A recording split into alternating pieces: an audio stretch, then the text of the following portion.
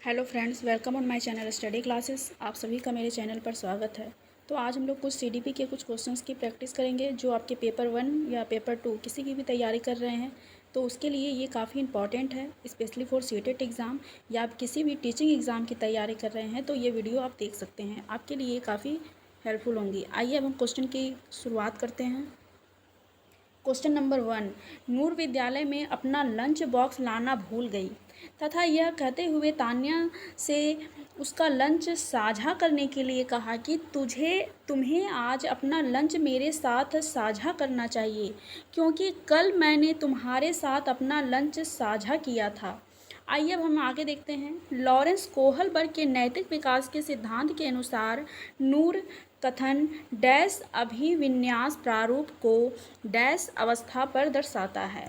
आइए अब हम इनके ऑप्शन को देखते हैं। कानून और व्यवस्था, पश्च परंपरागत, आज्ञा पालन, पूर्व परंपरागत, अच्छा होना परंपरागत या आदान प्रदान परंपरागत। तो इसका जो करेक्ट आंसर होगा वो होगा ऑप्शन नंबर डी कि नूर जो है वो यानी कि अपना लंच बॉक्स वो लाना भूल गई है और वो कह रही है कि मैंने कल तुम्हें अपना टिफ़िन दिया था तो आज तुम मुझे अपना टिफ़िन दो। तो ये आदान प्रदान और परंपरागत के अंतर्गत ये आती है। तो इसका जो करेक्ट आंसर होगा वो होगा ऑप्शन नंबर डी कि कल मैंने तुम्हें दिया था तो आज तुम भी मुझे दो। तो इसका जो करेक्ट आंसर है वो है ऑप्शन नंबर डी। आइए अब हम नेक्स्ट क्वेश्चन को देखते हैं। क्वेश्चन नंबर 2, समाज में विभिन्न लिंगों के लिए उपयुक्त मानी जाने वाली प्रारूपी विशेषताओं के बारे में जन सामान्य की अवधारणाओं को क्या कहते हैं। यानी कि इन समाज में कुछ अवधारणा हैं जो पहले से चली आ रही हैं और उसको ही लोग मानते हैं। आइए अब हम इनके ऑप्शन को देखते हैं। जेंडर विभेदीकरण, जेंडर भूमिकाएं, जेंडर पक्षपात या जेंडर रूढ़िवादिताएं। तो इसका जो करेक्ट आंसर होगा वो होगा ऑप्शन नंबर डी कि मान लीजिए समाज में पहले से अगर कोई चीज़ चली आ रही है कि और उसी को सभी लोग फॉलो किए जा रहे हैं तो एक तरह से ये रूढ़िवादिता सोच हो गया कि लड़कियां ये काम नहीं कर सकती, कुछ काम ऐसे हैं जो लड़के ही कर सकते हैं। तो ये जेंडर रूढ़िवादिता को दर्शाता है। तो इसका जो करेक्ट आंसर होगा वो होगा ऑप्शन नंबर डी। आइए अब हम नेक्स्ट क्वेश्चन को देखते हैं। क्वेश्चन नंबर 3, हाल ही में पाठ्यचर्या में ऐसी कहानियों को शामिल करने के लिए विवेकशील प्रयास किया गया है जिसमें पिता घर के कार्यों में लगा रहता है और माता साहसी गतिविधियों को करती हैं।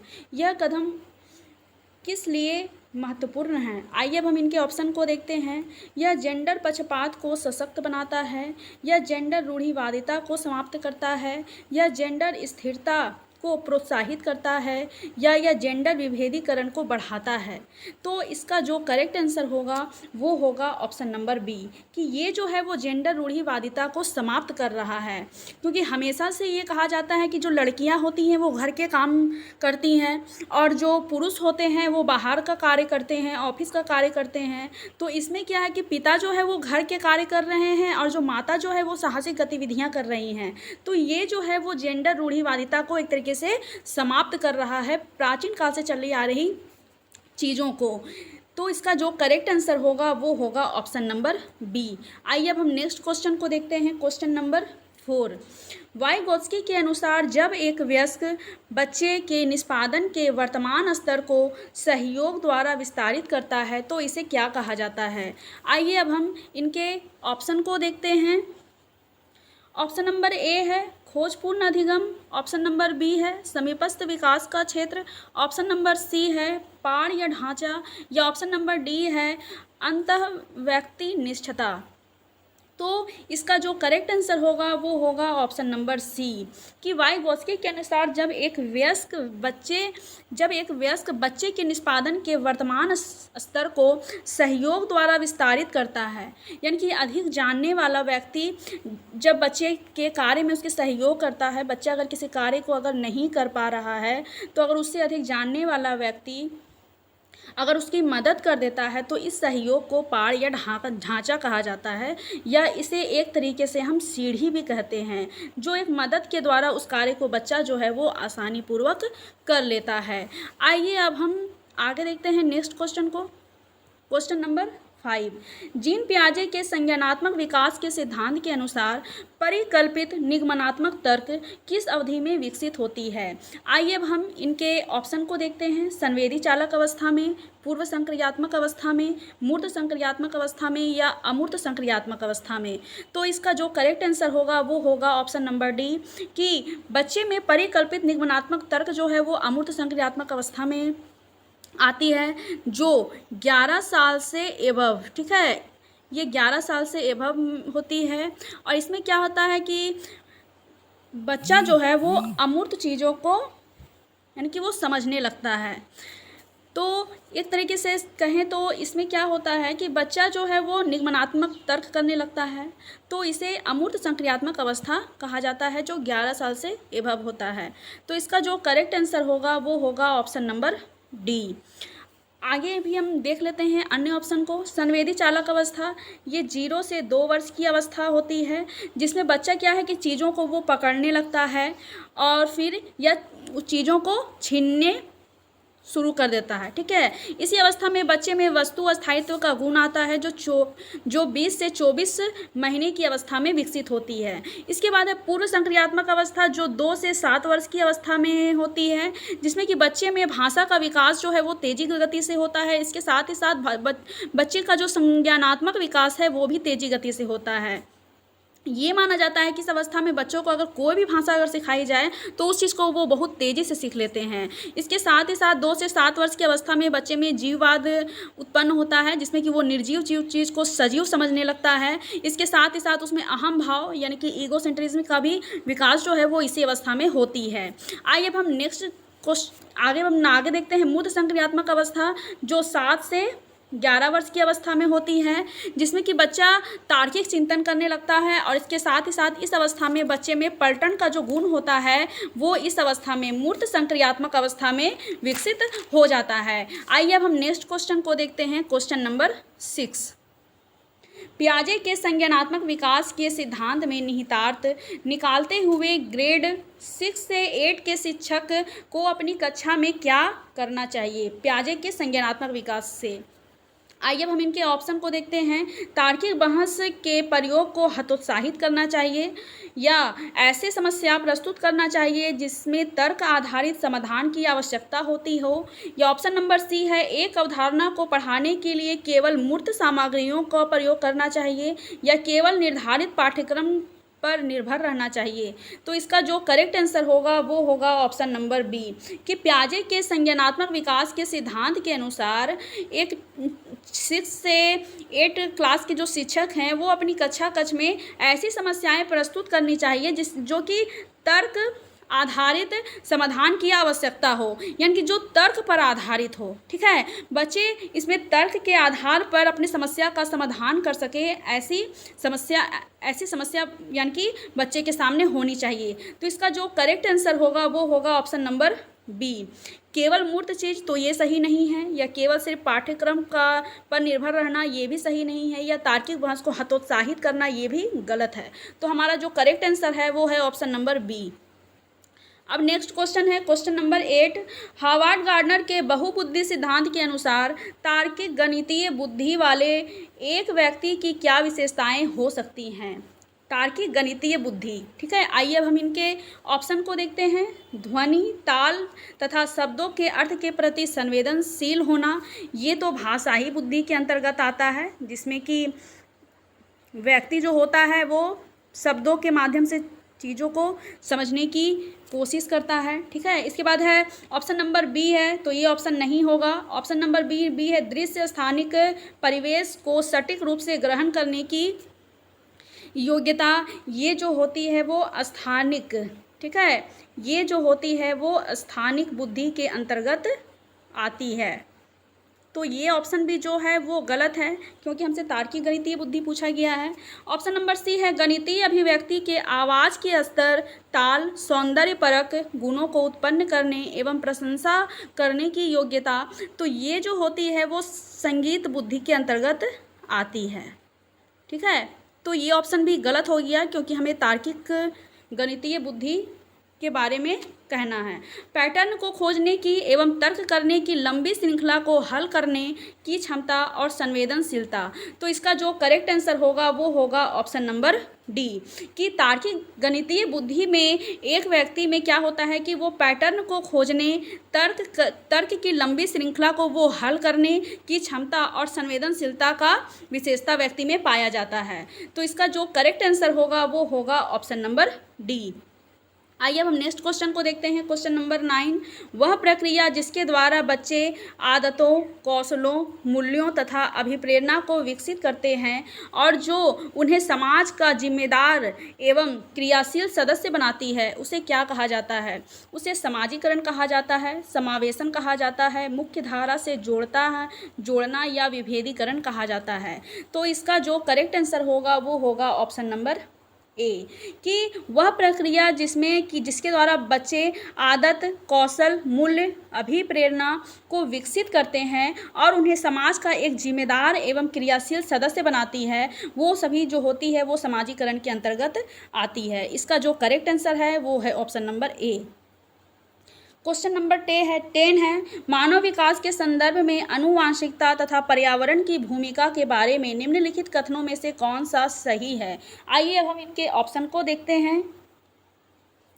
ऑप्शन नंबर ए है, व्यक्तिगत विभिन्नताओं का एकमात्र कारण आनुवांशिकता होती है। तो ऐसा तो नहीं है कि मानव विकास में सिर्फ आनुवांशिकता ही एक महत्वपूर्ण कारण होती है। ऑप्शन नंबर बी है, परिवेशीय प्रभाव पूर्ण रूप से एक व्यक्ति के विकास को निर्धारित करती है।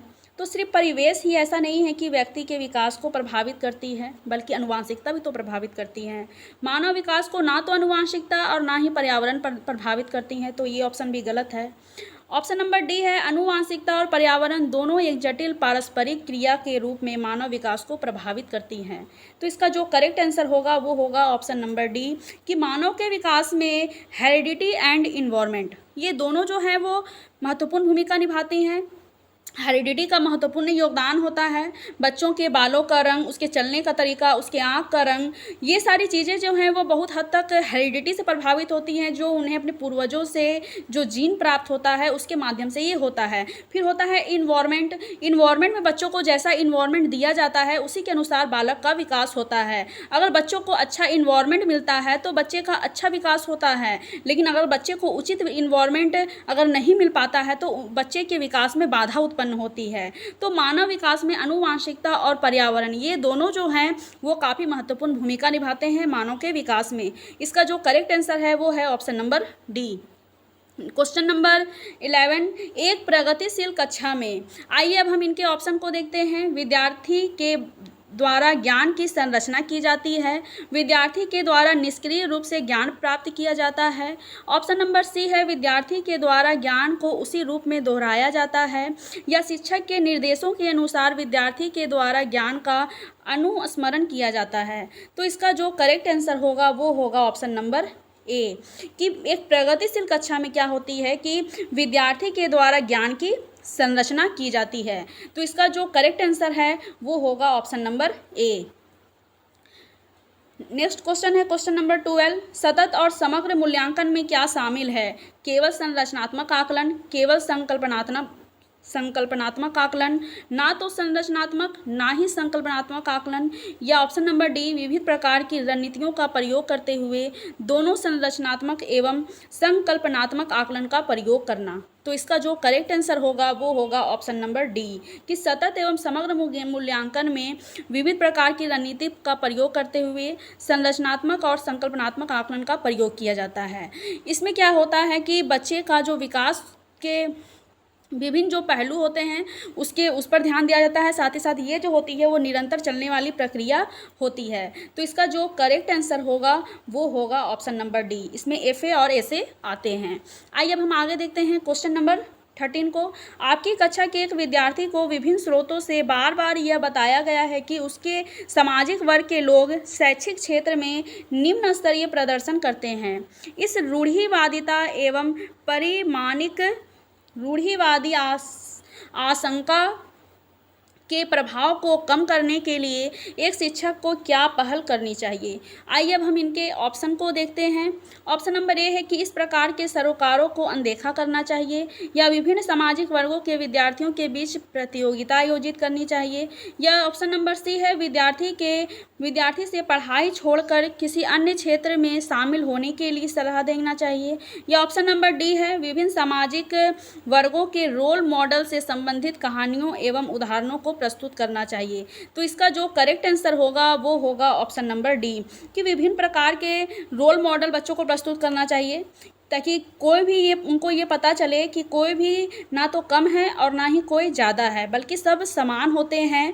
बच्चों को मन में ऐसा भावना उत्पन्न करना है कि जो भी सामाजिक वर्ग हो, ठीक है, वो हमेशा समान होते हैं, चाहे वो किसी भी जाति के हों, कहीं से भी आए हों, चाहे वो अमीर हो गरीब हो, जो भी है सभी वहाँ समान हैं, और किसी के साथ कोई भी रूढ़िवादी जो भावना है, इन सारी चीज़ों को एक तरीके से हटाना है। और इसके लिए टीचर जो हैं वो एक रोल मॉडल को प्रस्तुत कर सकते हैं, और कई सारे कहानी के माध्यम से या कुछ उदाहरणों का प्रयोग करके उनके मन के रूढ़िवादिता को वो दूर कर सकते हैं या इसको कम कर सकते हैं। तो इसका जो करेक्ट आंसर होगा वो होगा ऑप्शन नंबर डी। आइए अब हम नेक्स्ट क्वेश्चन को देखते हैं। क्वेश्चन नंबर 14, एक समावेशी कक्षा में शिक्षक को क्या करना चाहिए। अब आइए इनके ऑप्शन को देखते हैं। यह विश्वास करना चाहिए कि प्रत्येक बच्चे में अपनी योग्यताओं एवं शक्तियों के अनुसार सीखने की क्षमता होती है। ऑप्शन नंबर बी है आसक्त अधिगमकर्ताओं के प्रति दया एवं सहानुभूति का भाव प्रदर्शित करना चाहिए। ऑप्शन नंबर सी है बच्चों को अपाहिज बच्चा, मंदबुद्धि बच्चा आदि के रूप में वर्गीकृत करना चाहिए। ऑप्शन नंबर डी है केवल प्रतिभाशाली एवं योग्य बच्चों पर ध्यान देना चाहिए। तो इसका जो करेक्ट आंसर होगा वो होगा ऑप्शन नंबर ए, कि एक समावेशी कक्षा में शिक्षक को क्या करना चाहिए। तो उन्हें यह विश्वास करना चाहिए कि प्रत्येक बच्चा जो है उनकी अपनी योग्यता और उनकी शक्ति के अनुसार सीखने की क्षमता होती है। सभी बच्चे तो एक समान नहीं होते हैं, सभी में व्यक्तिगत विभिन्नताएं पाई जाती हैं। तो सभी की जो व्यक्तिगत विभिन्नता पाई जाती है तो उनमें अपनी अपनी योग्यता भी होती है और अपनी अपनी उनकी शक्ति भी होती है, और उसी के अनुसार ही बच्चे में सीखने की क्षमता भी तो होती है। तो ये ही समावेशी शिक्षा के अंतर्गत आती है, जिसमें कि क्या है कि सभी बच्चों को सामान्य शिक्षा के वर्ग में रखा जाता है, जो उन्हें सफलता को पूरा करने में सक्षम बनाती हैं। तो इसका जो करेक्ट आंसर होगा वो होगा ऑप्शन नंबर ए। अब नेक्स्ट क्वेश्चन है क्वेश्चन नंबर 15, एक विद्यार्थी कक्षा में निम्नलिखित लक्षण प्रदर्शित करता है। आइए अब नीचे देखते हैं। पढ़ने के प्रति चिंता, शब्दों या अक्षरों को पहचानने में कठिनाई, निम्न स्तरीय शब्दावली कौशल, पढ़े हुए पाठ को समझने या याद करने में कठिनाई। ये किसके सूचक हैं। आइए अब हम इनके ऑप्शन को देखते हैं। एक स्वलीन विद्यार्थी के, एक सृजनशील विद्यार्थी के, अधिगम आसक्तता वाले विद्यार्थी के, या मानसिक क्षति वाले विद्यार्थी के। तो इसका जो करेक्ट आंसर होगा वो होगा ऑप्शन नंबर सी, कि ये जो है अधिगम आसक्तता वाले विद्यार्थी की पहचान है, जिसमें कि बच्चा जो है वो पढ़ने में चिंता है, पढ़ने के प्रति वो चिंता है उसमें, और फिर या शब्द या अक्षर को पहचानने में अगर उसे कठिनाई हो रही है, और अगर उसका निम्न स्तरीय शब्दावली कौशल है, या वो पहले पढ़े हुए पाठ को उसे समझने में या याद करने में अगर उसे कठिनाई हो रही है, तो ये सारे जो लक्षण हैं वो अधिगम आसक्तता वाले विद्यार्थी की ओर इशारा करते हैं। तो इसका जो करेक्ट आंसर होगा वो होगा ऑप्शन नंबर सी।